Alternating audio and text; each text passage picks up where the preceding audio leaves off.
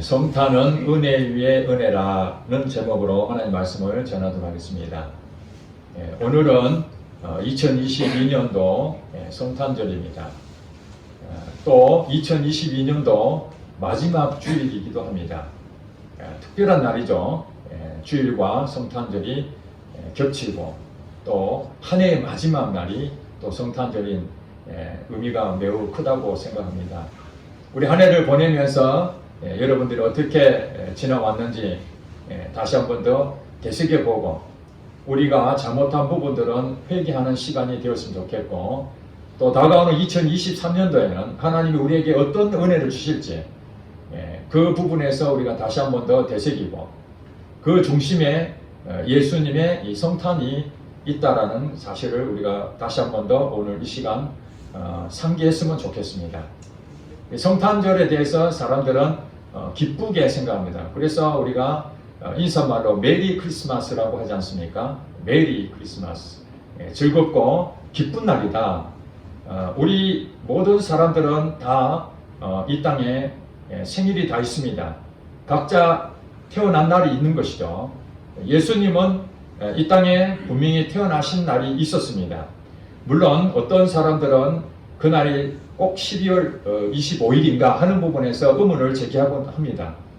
물론 12월 25일이라는 근거가 사실은 뚜렷하게 나와 있지는 않습니다. 전통적으로 우리가 교회에서 지키고 있는 날로 12월 25일 날로 정해졌기 때문에 우리가 이렇게 지키고 있습니다.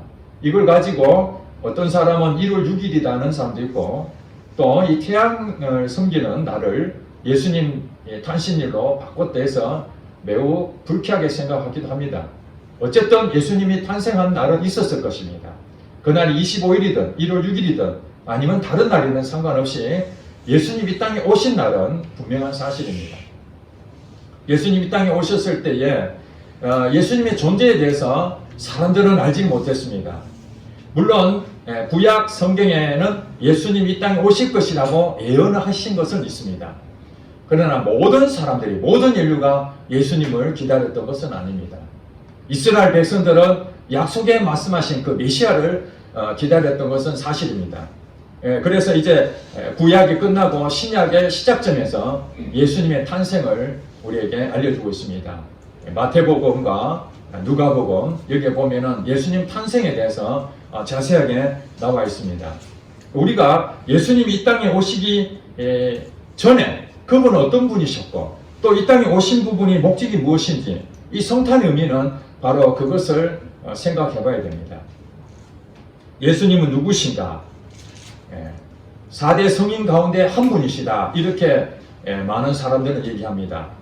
오늘 본문 내용에 보면 요한복음 1장 1절에 보면은 태초에 말씀이 계시니라 이렇게 설명하고 있습니다. 태초 창세기 1장 1절에 여러분 혹시 기억나십니까? 태초에 하나님이 천지를 창조하시니라. 중요한 것은 태초. 우리가 이 땅에 존재하는 그 최초의 그 시간을 얘기하는 것입니다.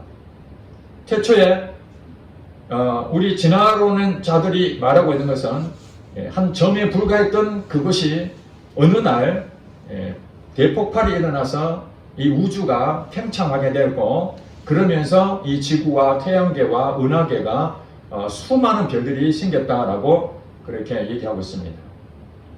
태초에 어떤 일이 벌어졌는지 우리는 사실 실험적으로 알 수가 없습니다. 그러나 지금까지 일어나는 많은 자료를 통해서 이렇게 유추해 보는 것이죠. 빅뱅이 일어나는 그 상황에서 우주가 팽창됐다라는 가설을 하고 있지만은 그러나 우주가 시작되는 이 빅뱅 한 점으로 시작됐던 이 태초에 과연 그 점이라는 부분이 어떻게 해서 팽창됐는지에 대한 설명은 아무도 할 수가 없습니다. 진화론자 아니라 어떤 과학자들도 그 빅뱅을 통해서 우주가 팽창됐다라는 그 현실에 대해서는 지금 진행 중에 있기 때문에 그것을 얘기할 수 있을지 모르지만은 빅뱅 이전에 점에 불과한 이전에는 도대체 무엇이 있었는가 거기에 대해서는 아무도 설명하지 못하고 있습니다.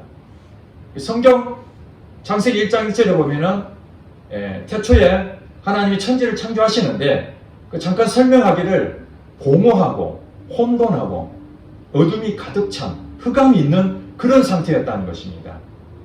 그러니까 빅뱅 이전에 어떤 일이 있었는지는 모르지만은 사실 아무것도 없는, 만들어지지 않는 그런 상태에 있었다는 거죠. 공허하고 어둠이 가득 차고 혼돈이 있는, 질서가 없는 것이죠.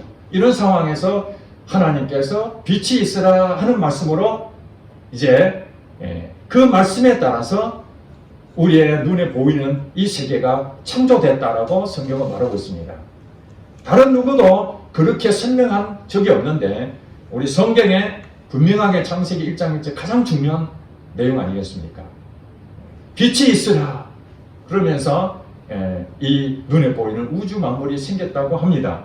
자, 이것을 여러분 생각하시고, 자, 오늘 요한복음 1장 1절에 이렇게 말씀하는 태초에 말씀이 계시니라. 이 말씀을 실질적으로는 로고스라고 그렇게 헬라어로 얘기하는데 일반적인 보편적인 진리를 말합니다.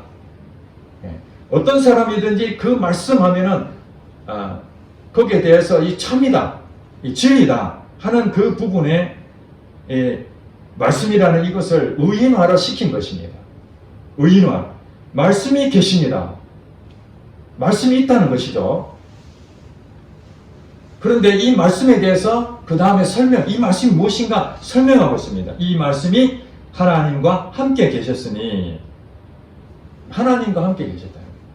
여러분, 창세기 1장 1절 다시 한번 말씀합니다.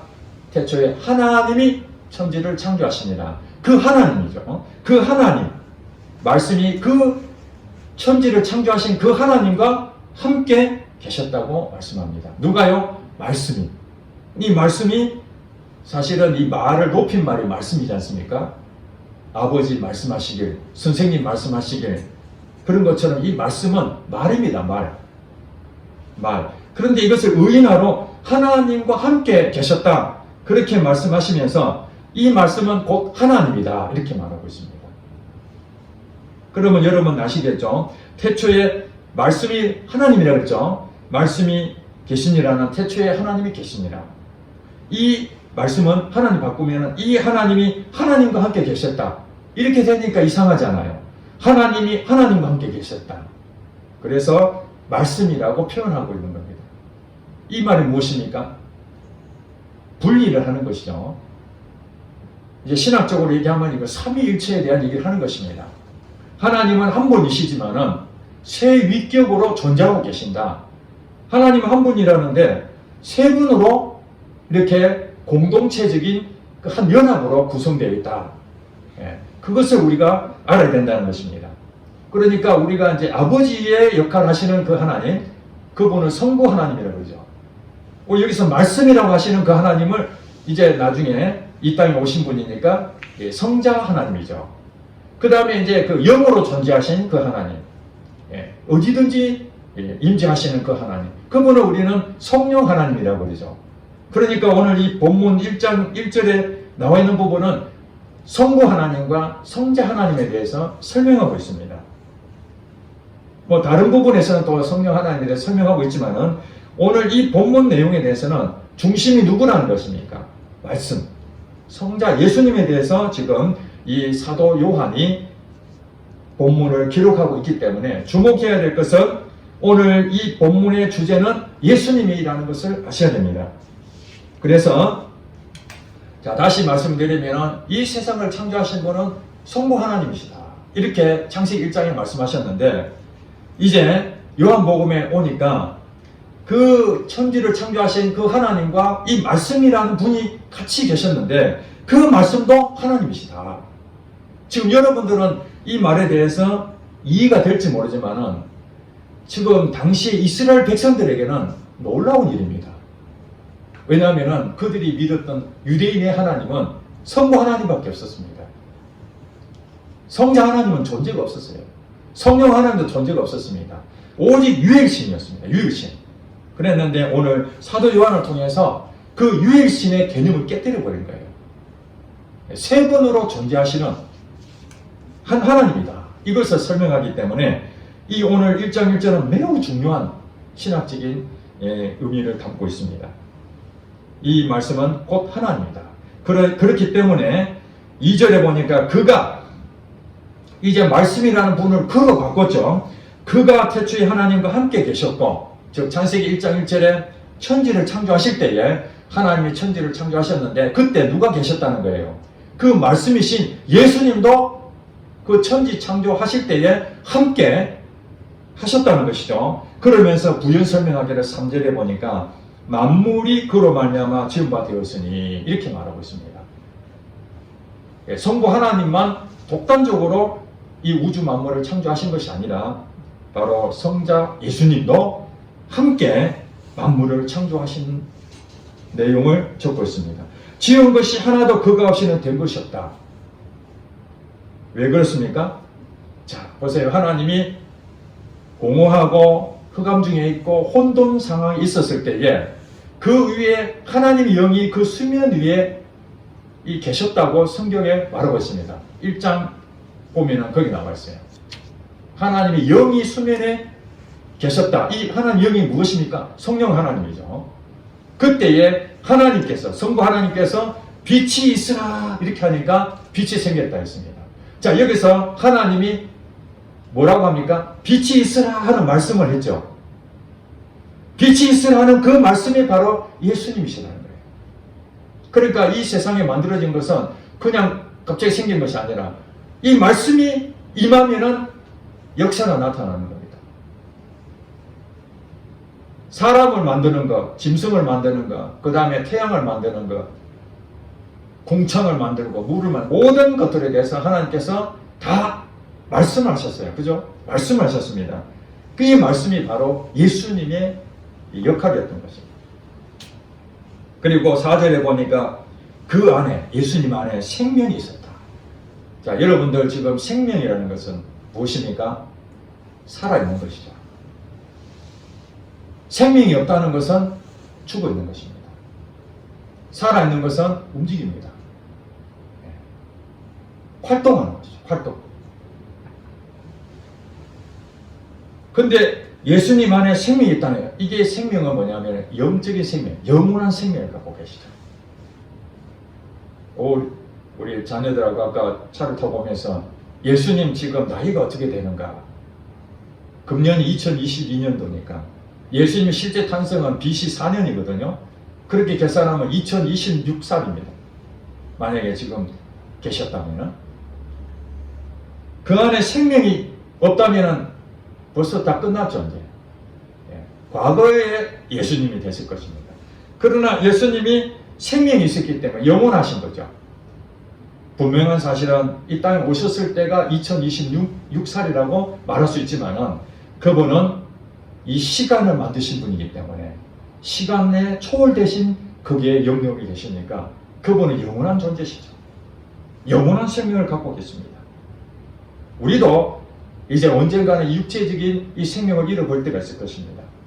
그러면 우리는 우리 안에 영적인 이 생명이 영원한 생명에 함께 그분과 같이 동행할 것입니다. 거기는 시간이 존재하지 않습니다. 영원합니다. 그 생명이 바로 예수님 안에 있었다는 사실입니다.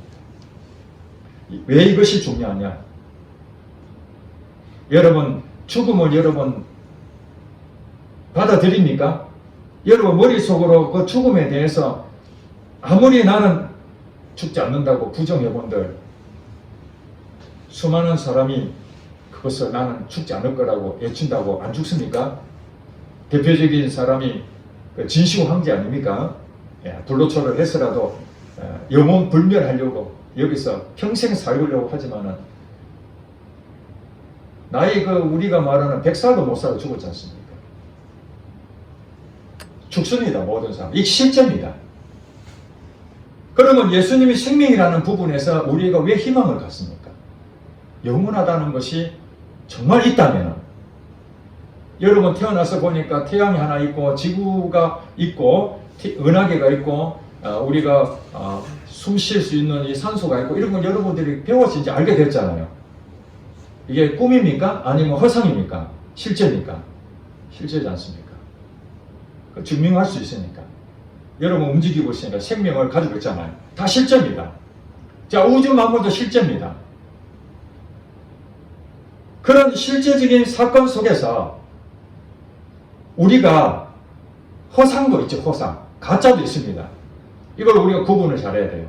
자, 영화를 여러분 실제입니까? 허상입니까? 요즘 최근에 나온 아바타 2 여러분 젊은이들 대부분 다 보셨잖아요. 거기에 보니까 그 지구가 있는데 그 지구에 또 다른 행성이 하나 있다 그러잖아요. 판도라라고. 그 실제입니까? 그 허구입니까? 우리가 볼 때는 허구죠. 그러나 영화 속에서는 실제로 하잖아요. 네. 그리고 우리나라가 생긴 것에 대해서 당군이 우리나라를 창립했다고 그러잖아요. 그죠? 나라를 세웠다고 그러죠. 당군이라고 그러죠? 그 당군을 뭐라 그럽니까? 신화라고 그러죠. 설화, 신화. 우리가 말하는 것은 실제라는 것하고 신화하고 다릅니다. 그러니까 많은 사람들은 오늘 우리가 보여지는 이 세상을 보면서 예수님께서 말씀으로 존재하시고 태초에 천지 창조하신 바로 그분이다. 그리고 그분은 생명이 있다라고 얘기를 하지만은 그 예수를 안 믿는 사람들은 어떻게 생각합니까? 당군 신화처럼 허구다, 신화다 이렇게 생각한다는 것입니다. 조금 이따 또 설명을 드리겠습니다만은 바로 여러분들이 오늘 굉장히 깊이 생각해야 될 것은 좀 딱딱하고 교리적이기 때문에 여러분 귀에 안 들어올 수는 있습니다.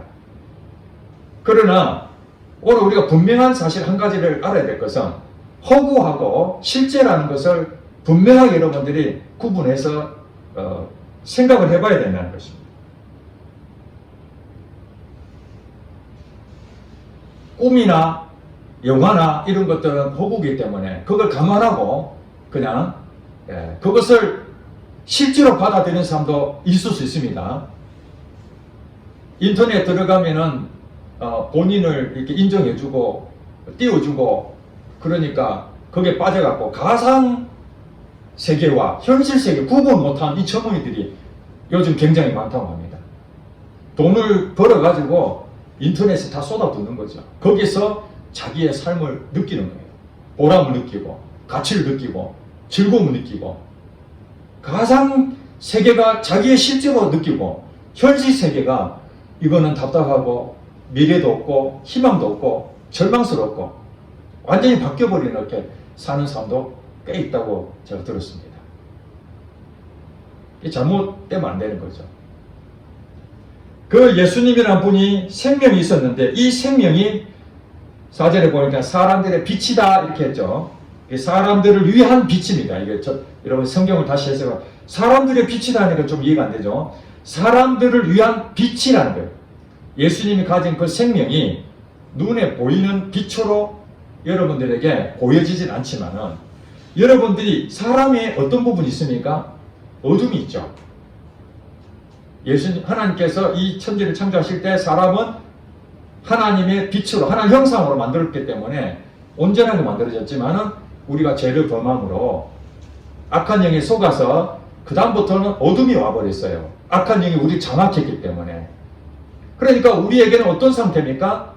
혼돈스럽고 공허하고 흑암에 사로잡힌 바로 태초 이전의 상황으로 우리가 삶을 살고 있는 거예요. 그 상태에서 하나님이 제일 먼저 하신 것이 무엇입니까? 빛이 있으라 하셨잖아요.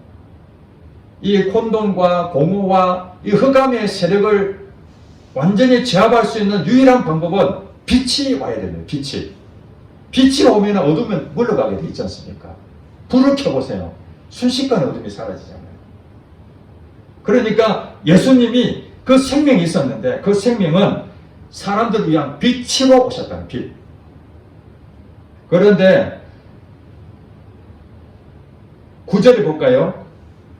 참빛 곧 세상에 와서 각 사람에게 비추는 빛이 있었나니 예수님에 대해서 이제 빛은 빛인데 우리가 그동안에 나타나는 빛이 많잖아요.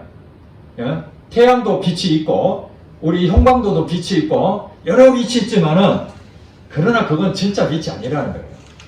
예, 참빛이 있는데 그 참빛은 눈에 보이는 게 아닙니다. 하나님 자신이 바로 빛이라는 거예요. 그 예수님이라는 거죠. 그분이 세상에 와서 각 사람에게 비춘다는 거예요. 비추면은 여러분의 인생에 죄로 말미암아서 하나님을 알지 못하고 하나님을 떠남으로써의 여러분 욕심과 여러분들이 하고 싶은 대로 여러분 옳은 대로 자기 가치관에 따라서 살고 있는데 자기가 옳다고 생각하지만 다 그런 거예요. 그게 내 말이 분명히 맞다고 하지만 그거 틀린 거예요. 그래서 싸우지 않습니까? 서로 내가 맞다고 주장하니까. 그런 상태에서 예수님이 이 땅에 오셔서 빛을 비춰주니까 그 빛이 사람들에게 빛을 비춰줄 때에 비로소 본인이 뭐랍니까? 아, 내가 더러워졌구나. 거울도 하나의 빛이죠. 내 모습을 보게끔 만드는 거울도 하나의 빛입니다. 성경이 무엇입니까? 영적인 빛입니다. 그 말씀을 통해서 내 이 양심의 것을 다 비춰보는 거죠. 말씀이 뭐라고요? 예수님이시니까. 예수님을 여러분 만나게 되면 여러분 안에 있는 더러운 것들이 다 드러나게 됩니다. 그 전에 예수님 오시기 전에는 내가 더러워졌는데 가리워졌기 때문에 어쩔 수가 없었죠.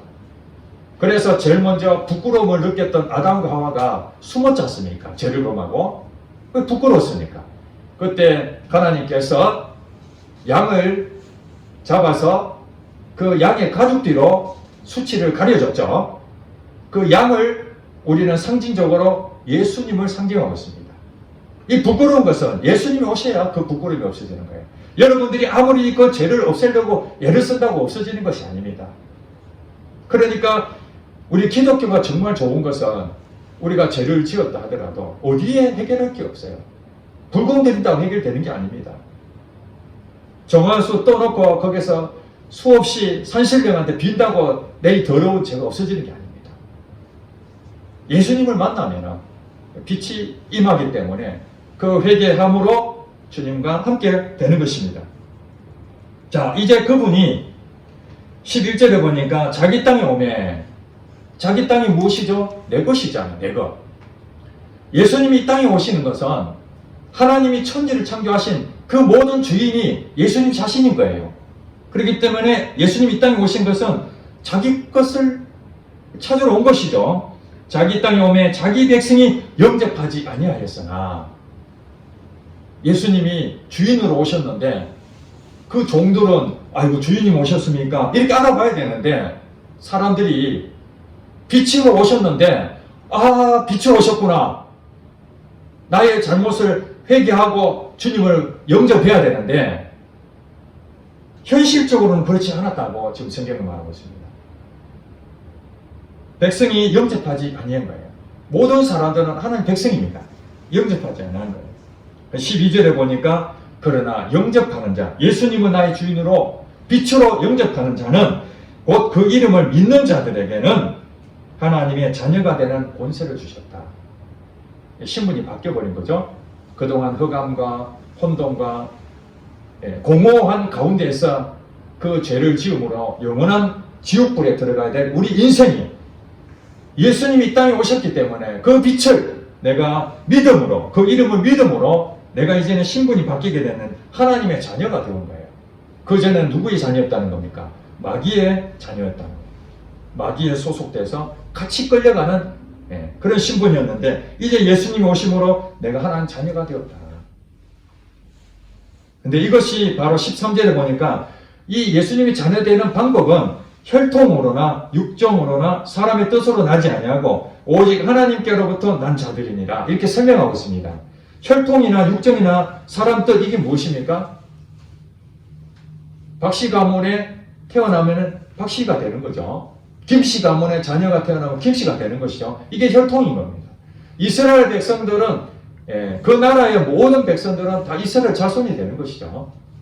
이번에 월드컵 서로 경기를 했지 않습니까? 나라가 수없이 많은데 32개 나라가 월드컵 경기를 했습니다. 그 월드컵 경기를 하면서 각 나라의 그 대표로 뛰었지 않습니까? 그 혈통으로 이루어졌잖아요, 나라가. 그러나 그렇게 예수님을 영접하는 자는 그 혈통으로 나는 것이 아니라 사람의 뜻으로 누가 권력자가 그 사람한테 족보를 주듯이 너는 내 자녀 돼 이럴까 되는 게 아니라 오직 하나님께로부터 난 자들이다. 내 힘으로 되는 게 아니라는 거예요. 하나님이 주셔야 되는 거예요. 영접한다는 것 자체가 여러분들이 영접하는 것은 여러분 나타나는 하나의 행위일 뿐이지 실질적으로는 하나님께서 여러분들을 다 이렇게 자녀로 건지신다는 의미입니다. 자, 그러면서 이제 결론을 말씀드립니다. 14절에 보니까 말씀이 육신이 돼요. 이 말씀이 누구라고요? 성자 예수님 말하는 거죠. 그 예수님이 육신이 돼요. 즉 그분은 보이지 않는 하나님이셨어요. 우리 눈에 보이지 않는 하나님, 영원부터 존재하신 그 하나님, 그분이 눈에 보이는 우리 사람의 형체로 이 땅에 오셨다는 거예요. 여러분 잘 아시죠? 마태복음에 보면 보라 처녀가 잉태하여 아들을 낳으리니 그 이름을 예수라 하라. 그죠? 예. 자, 그러면은 이제 예수님께서는 여자의 몸을 입고 이 땅에 오십니다. 육신에 되어서 우리 가운데 거하시냐. 자, 사람의 모습으로 왔다는 거예요. 우리 가운데 거한다는 것은 보이는 하나님이 오셨다는 거예요. 보이지 않는 하나님이 보이는 하나님으로 오신 거예요. 이 대단한 일 아닙니까? 성탄이라는 게 그거예요. 신학적으로 많은 사람들은 또 이렇게 얘기합니다. 예수님이 눈에 보이게 오는 것이 아니라 그냥 하나의 눈에 잠깐 보이는 허상일 뿐이다. 실제로 눈에 보이는 육적으로 온 건 아니다라고 이단들이 굉장히 많이 있었습니다. 그러나 성경으로 보면은 예수님이 실제로 육신에 입고 이 땅에 오셨다는 겁니다. 그래서 우리가 그를 딱 보는 순간 하나님 영광을 보았다 이렇게 말합니다. 우리가 그의 영광을 보니 아버지의 독생자의 영광이요 은혜와 진리가 충만하더라. 그리고 예수님께서 하나님이시지만은 이 땅에 오실 때에 아들로 오셨잖아요. 그 위치가 이제 아들로 오신 거죠. 아들은 뭡니까? 아버지의 그 형상을 닮은 거죠. 의미가 그렇습니다. 그러니까 보여지는 예수님은 보이지 않는 하나님, 성부 하나님으로서의 하나의 형상으로 그 모습을 그대로 보고 있을 수 있는 거죠. 그래서 나중에 요한복음 보면은 너희가 어찌하여 아버지를 보여달라 하느냐. 아버지를. 나를 본 자는 아버지를 보았느니라. 백성들이 나와서 예수님 보고 하나님 아버지를 좀 보고 싶다는데 나를 봤다면 아버지를 본 것 똑같다. 이렇게 말하고 있습니다. 하나님의 아들로 이 땅에 오셨기 때문에 그렇습니다. 자, 그러면서 자 16절에 우리가 다 그의 충만한 데서 받으니 은혜 위에 은혜로다. 오늘 성탄은 은혜 위에 은혜로다. 이렇게 말씀하신 내용입니다. 왜 그렇습니까? 은혜 위에 은혜라는 것은 제일 먼저 하나님께서 은혜 주신 데가 있었습니다. 자, 구약에 보니까 이스라엘 백성들이었죠. 이스라엘 백성들이 뭘 잘했습니까? 그들은 잘한 게 하나도 없습니다. 하나님이 아브라함을 선택했습니다. 그 아브라함을 선택해서 너희 자손을 나의 자녀가 될 것이다. 그래서 모세를 통해서 시내산에서 계약을 했잖아요. 나는 너희의 하나님이 될 것이고 너희는 나의 백성이 될 것이다. 언약 관계를 맺습니다. 이스라엘 백성들은 정말 그냥 은혜를 받은 거예요.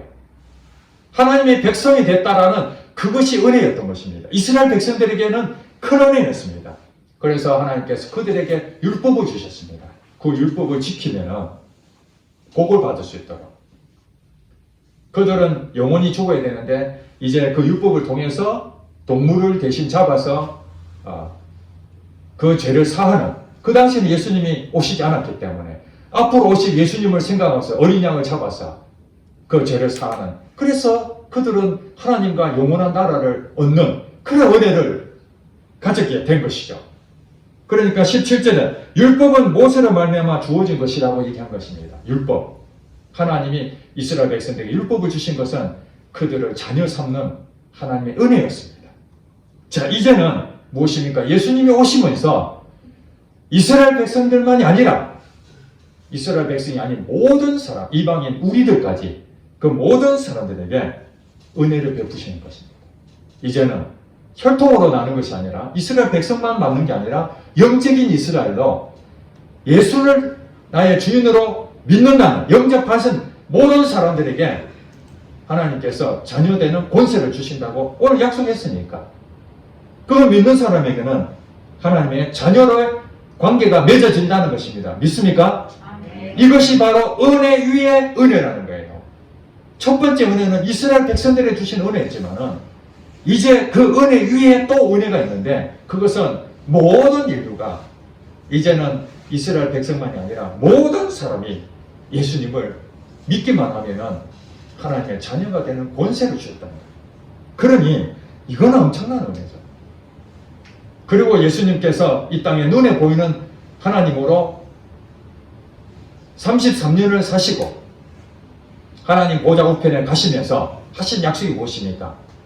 이제 몇 날이 못 돼요. 내가 다시 너희들과 함께 하겠는데 이제 눈에 보이는 육신은 없지만은 다시 하나님의 영, 성령 하나님, 그 하나님의 영이신 성령 하나님과 예수님과 동행하시니까 그 성령 하나님이 이제 보이지 않잖아요. 그 보이지 않는 하나님이 나를 믿는 자 안에 들어가겠다는 거예요. 그 안에 거해서 너희와 영원토록 함께 할 것이다. 자, 이거 정리가 되시죠? 예수님 누구신가? 보이지 않는 하나님이셨는데 그 보이지 않는 하나님이 육신을 입고 이 세상에 오셔서 우리를 구원하시고 그 일을 다 끝나고 그 다음에 하나님과 함께 계시고 또 다른 하나님, 성령 하나님이 보이지 않는 하나님이 이제 예수를 믿는 우리에게 보이지 않는 하나님으로 임재하셔서 여러분과 동행하고 여러분들과 같이 생활하고 그리고 여러분 이 땅에 살다가 이제 육체의 생명이 끝나면 영원한 나라에 함께 가시는 것이죠. 이것이 이 성탄에 주는 기쁨이라는 거예요. 이게 복된 소식이죠. 그런데 이 성탄절 때마다 종을 치면서 예수님의 탄생을 기념하고 축하하고 그랬는데 영접지 아니한 사람이 없습니까? 있습니까? 너무 많은 거예요. 11절에 보니까 자기 땅에 오매 자기 백성이 영접하지 아니하였으나 영접하지 아니하는 사람이 너무 많은 거예요. 악한 영들은 지금도 예수님을 믿고 영접하려고 이 은혜 위에 은혜를 베풀어 주실 그 예수님인데 지금도 거부하고 예수님 대신에 다른 것으로 계속 미혹해서 언젠가는 예수님 생일도 바뀌게 될 것입니다. 주인공이 바뀐단 말이에요. 성탄절은 계속 있을지 모르지만은 예수님의 탄생에 대해서는 이제 세월이 흐르면은 예수님이 누구지? 그분이셔서 옛날에는 그분이셨는지 모르지만 지금은 성탄절의 주인공이 이거잖아. 아마 수많은 그 성탄절의 주인공이 바뀔 수도 있습니다. 지금은 산타 할아버지가 대세를 차지하고 있지 않습니까? 우리는 이제 예수님하고 우리 안에서 보이지 않는 하나님으로 성령으로 우리는 함께 하고 있습니다. 여러분 이 예수님을 여러분 경험하고 계십니까? 경험하지 못한다면 여러분들은 은혜 위에 은혜라는 것을 10분의 1도 경험하지 못하는 겁니다. 이 시간을 초월하신 영원하신 그 하나님이 시간 안에 들어오셔서 우리와 함께 하시는데 그분은 죽었습니까? 살았습니까? 살았죠. 그분은 지금 살아서 내 안에서 역사하시는데 우리의 미래를 다 알 수 있습니까? 모르겠습니까? 이 우주 만물을 창조하신 분인데 모르겠습니까? 여러분 인생에 내가 어느 쪽으로 지도로 가야 될지 그분이 모르시겠습니까? 여러분들이 어떤 문제가 생길지 그분 모르시겠습니까? 중요한 것은 하나님 말씀을 우리에게 남겨주셨습니다. 그분이 말씀이시면서 또 우리에게 기록한 말씀으로 존재하고 계십니다. 여러분들의 앞으로의 가는 길에 있어서 그분은 여러분을 끊임없이 말씀하시고 인도하실 것입니다. 얘야 그 길로 가면 안 돼. 이 길로 가라. 예 알겠습니다. 우리는 끊임없이 이 말씀을 통해서 하나님의 인도를 받을 것이고 또 우리는 그분에게 늘 이렇게 물어보면서 대화를 하면서 그것을 우리 기도를 하지 않습니까? 그분하고 관계를 맺으면서 그분이 뭘 원하시는지 내가 뭘 하면 안 되는지 그것을 가르쳐 주실 것입니다. 그것을 통해서 우리는 하나님 지금도 살아계시는구나. 하나님은 나의 주인 되시는구나. 저는 죽음도 현실이고 우주도 현실이고 또 이 생명도 현실이라는 걸 다 인정하는데 만약에 하나님이 없었다면 너무너무 불행한 자가 내가 아니겠는가. 길이 없으니까요. 이 모든 거 현실인데 죽음 이후에는 다 끝인데 내가 도대체 무슨 소망으로 살겠나. 내가 밥을 먹은들 무슨 기쁨이 있고 내가 10년을 더 살면 무슨 의미가 있겠는가. 결국에는 이 육신이 썩어져서 모든 관계가 다 끊어지고 무덤 속에서 존재도 모르는데, 요즘은 화장하니까 존재를 더 모르는데, 그런데 오늘 본문에 보니까 태초에 하나님이 계시고 그분이 우리를 만드시고 그분을 만난 자는 생명을 주시고 죽음 이후에 영원한 생명이 있다 하시고 우리도 영원하게 산다는 그것이 실제만 될 수만 있다면 할렐루야, 할렐루야. 그런 것이 없었다면 희망도 없고 내 인생 어떻게 살아야 되나, 내 스스로 해결할 수 있는 방법도 없는데, 그런데 오늘 말씀을 통해서 그것이 깨달아지고 또 실제적으로 그 예수님이 내 안에 계셔서 말씀하시고 그렇게 했더니 그것이 이루어지고 이런 것들을 보니까 진짜 하나님이 살아계시는 거야. 제가 바로 증인이 된 거예요. 오늘 이 말씀을 썼던 사도 요한도 예수님의 증인이 된 것이고 그 12제자를 통해서 온 세계가 이 복된 성탄의 기쁨을, 소식을 전해주고 그 기쁨의 소식이 오늘 저와 여러분까지 받게 돼서 예수님을 영접하면은 이제는 그것이 실제가 되어서 내 인생에 끊을 수 없는 참 기쁨과 참 자유와 참 평안을 누릴 수 있는 이 기쁨을 우리에게 주셨다는 그 사실, 이것이 성탄의 의미라고 생각합니다. 예수님이 오시지 않았다면 여전히 우리는 지옥에 가야 됩니다. 이스라엘 백성 빼놓고. 얼마나 충격적입니까? 그런데 우리같이 아무것도 없고 능력도 없는데 하나님이 강권적인 역사하심으로 우리를 선물로 주신 그 구원의 은혜, 이것이 바로 오늘 이 성탄을 통해서 참 기쁨이 회복이 되고, 그러나 영접하지 아니하면 방법이 없습니다. 하나님을 영접하고 하나님 자녀라는 그 권세로 여러분 남은 인생에 정말 하나님과 영원하게 여러분 안에서 역사하시는 것을 경험하고 느끼고 그 생명과 함께하는 그 참된 맛을 경험한 여러분 되시기를 주 여러분 축복합니다.